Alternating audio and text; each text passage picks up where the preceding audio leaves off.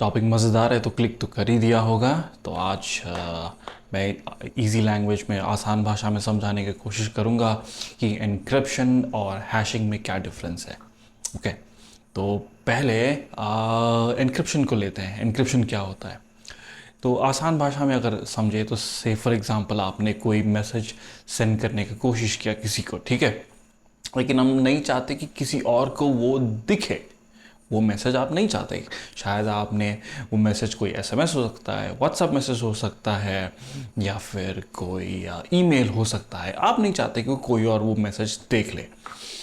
तो आपने क्या किया कि वो एक पब्लिकली अवेलेबल कोई हैशिंग एल्गोरिदम ले लिया। ठीक है, हैशिंग एल्गोरिदम, ये बाद में मैं कनेक्ट करूंगा, आप समझेंगे। तो एल्गोरिदम्स बहुत तरीके के होते हैं।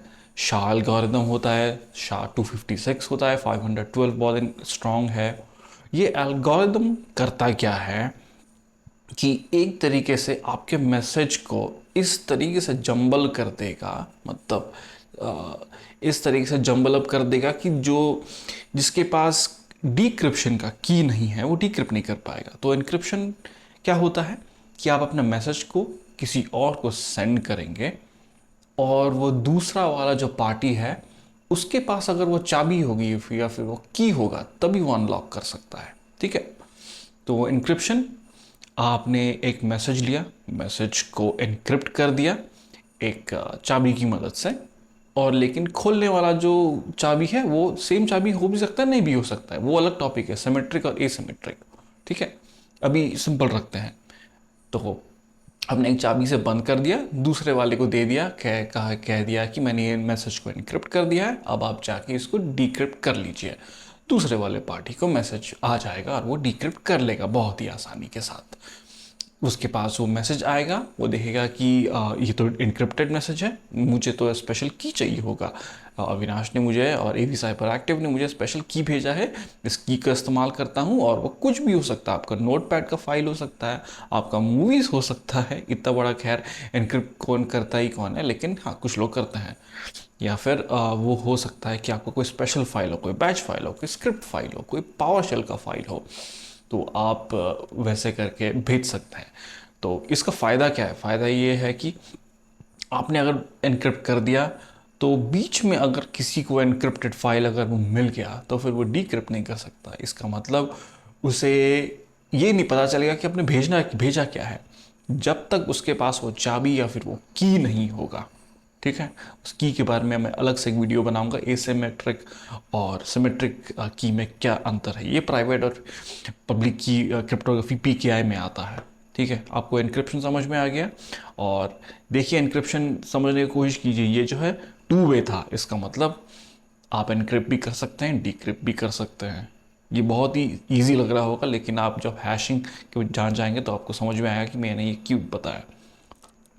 हैशिंग, हैशिंग में क्या होता है, आप एक मैसेज लेते हैं, ठीक है, सेम एग्जांपल लेते हैं, आपने एक मैसेज भेजा किसी को, उसके साथ आपने सेम एनक्रिप्शन एल्गोरिदम का यूज़ किया और उसका एक फिक्स्ड लेंथ की जनरेट किया या फिर एक आइडेंटिफायर जनरेट किया। समझ लीजिए कि कोई भी एक पब्लिकली अवेलेबल हैशिंग एल्गोरिदम ले लेते हैं, SHA-256।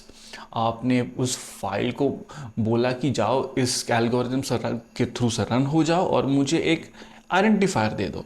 वो आइडेंटिफायर क्या होता है? एक लंबा सा अल्फा न्यूमेरिक कैरेक्टर होगा, इतना लंबा सा कुछ लिखा हुआ होगा। ठीक है, अगर वो आइडेंटिफायर आपने उस फाइल के साथ भेज दिया और उसके बाद जब दूसरे वाले पार्टी को मैसेज रिसीव होगा, वो क्या करेगा? डिक्रिप्ट तो करेगा ही फाइल को, मगर उसके पहले एक और चीज़ कर सकता है। हो सकता है कि मैसेज जो है बीच में टैंपर हो गया हो, किसी ने उसको छेड़खानी कर दी हो। ठीक है, शायद किसी और के पास वो प्राइवेट की आ गया हो, उसने छेड़खानी कर दिया, ऐसा भी हो सकता है।